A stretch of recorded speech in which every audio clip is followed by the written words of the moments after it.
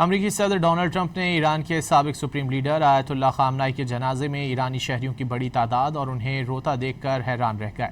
امریکی صدر نے ایکزیوس کو انٹرویو میں کہا کہ وہ خامنائی کے جنازے کے مناظر دیکھ کر حیران رہ گئے۔ وہ تو سمجھتے تھے کہ ایرانی ان سے نفرت کرتے ہیں۔ صدر ٹرمپ نے ایک سوال پر کہا کہ وہ جنازے میں شریک تمام افراد کو ایک ساتھ ختم کر سکتے تھے، لیکن انہوں نے ایسا نہیں کیا۔ اگر سب ختم ہو جاتے تو پھر مذاکرات کے لیے کوئی باقی نہیں بچتا۔ امریکی صدر کے مطابق ایران اور امریکہ نے سابق سپریم لیڈر کے جنازے کے مراسم مکمل ہونے تک مذاکرات میں کچھ دنوں کا وقفہ لینے کا فیصلہ کیا ہے۔ اس دوران دونوں ممالک کے درمیان جنگ بندی رہے گی۔ جنازے کی کارروائی کے دوران کوئی بھی فریق ایک دوسرے پر گولی نہیں چلائے گا۔